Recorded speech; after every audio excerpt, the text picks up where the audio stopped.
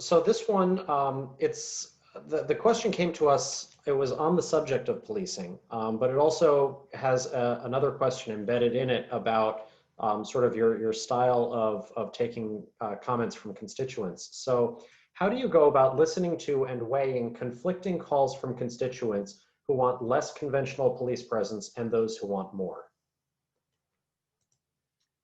Well, I have to say I've heard from more residents, not necessarily just the 7th Ward, but more residents who are interested in seeing less presence from the police and greater investment in our social services and mental health. But I have heard from residents as well who are disturbed about the word defunding and wondering what that means. So I have tried, for that second group, I've tried to explain what I understand, or where I'm headed, which is to say, well, our police budget is roughly a third of our general operating fund budget, and that seems to me to leave room for us to be able to redirect some funds.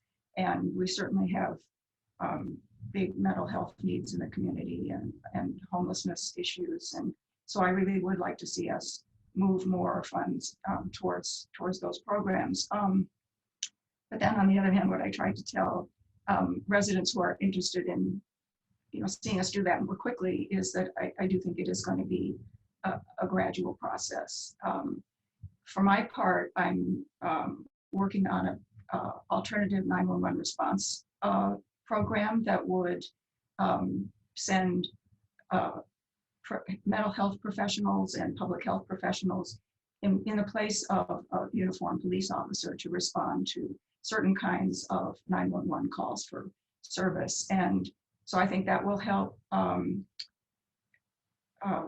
Those will be funds that are not coming from the police department budget, for example. And so that's one way we're trying to redirect some funds. I think it will also help with people who are concerned about over-policing in our community. And then another thing that I think we need to do if we're really going to make progress on decreasing that police budget is we should do a staffing study of the Evanston Police Department. 2 or 3 years ago, there was an outside review of our police department to look for greater efficiencies and changes that they would make and recommendations they would make about our police department operations. They made a number of really good recommendations that the police department has implemented, but the last recommendation has not yet been implemented, and that is to do a staffing study, but hasn't been done for quite a few years. So I would support our doing that kind of a staffing study, but in concert with, I think what we really need also is a community conversation to hear from all parts of the community about just what do people want from our police department and what are their views of public safety in Evanston. So I think that's probably going to take some kind of outside expertise to help us have that conversation, but I think that's a way that we have to follow to be able to move forward on this. Okay, thank you. And there was a follow-up question there. What have you been doing to assure Black and Brown constituents that they are not being unfairly policed and that individual officers are held accountable for infractions? Well, I certainly have heard from the Evanston Fight for Black Lives members, and they do share with me stories that about their feelings of being over policed and therefore not feeling safe. And so I think that I think we have a good complaint process in place, and I certainly hope that any resident who feels that they've been unfairly over policed or whatever, that they would file a complaint about that, so it can work its way through the process and come to Human Services. It's hard for me to really know if we're making any progress in that direction. Okay, so the next couple of questions are about police oversight. The first one is about FOIAs, especially those made to the Evanston Police Department. have become something of a contentious issue. What do you believe the City Council can do to promote transparency and accountability on this issue?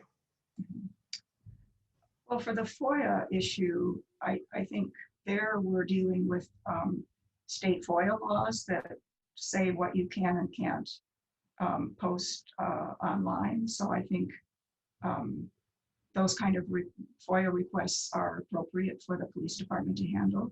But I guess in terms of greater transparency, I think our community members have questions about our police practices and you know, what is our policy for use of force and issues like that. And so for them, I would recommend that they go to the website, web pages for our police department, and they can watch. There was a series of Q&As this summer that went over all these intricate issues about police policies and procedures and oversight and all those things. I heard from residents who did watch those Q&A sessions, and they found them really very helpful to understand exactly how our police department works. And also on that web page, there's an extensive FAQ with a lot of questions and answers about the police policies that we have. So I think if our residents understood a little bit better just what kinds of policies we have in place for our police department, that would help them feel more comfortable. Thank you. So the next question is also about police oversight. And this one is about the oversight board, which is currently mayoral appointed. Do you believe that Evanston should have an independent board or an elected board? Well, first of all, this new commission has only been in place a few months. And so my inclination would be to let them have an experience for a couple of years, and then we can evaluate how that process seems to be working. The former review commission, the members were appointed by the police chief. So the new commission being appointed by the mayor is a step away from that. And the members that he appoints have been, the names have been shared with the city council ahead of time. So there's been, I think, good input as to whether the commission members are independent thinking people. And so my strong inclination is to let that commission do its work for a couple of years and then have some conversations to see how we think it's going. Okay. And then the last question we had about policing involved a specific incident. Recently, the city of Evanston made use of the NIPAS or NIPAS, I've heard it both ways, to respond to protests over at the university. This is the incident on Halloween as well as a few others. Do you believe that the level of oversight the city has over NIPAS is sufficient? And what would you do to make this relationship more transparent and accessible to Evanston residents? Right. Well, along with, I think, a lot of Evanston residents were, really, really disturbed at what we saw in the Halloween incident. I thought, though, we had an extensive discussion with Chief Cook about that at a Human Services meeting earlier this week, I guess.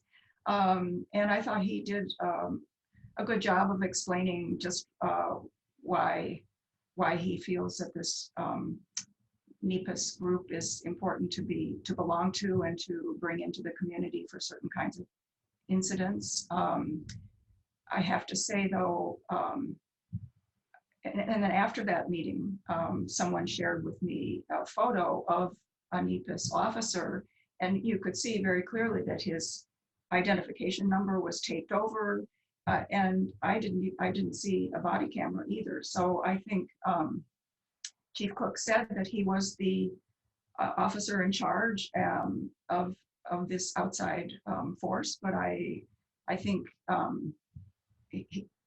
he needs to find a way to really make sure that, number one, we can identify who they are, and number two, that they have body cameras and those body cameras are operating.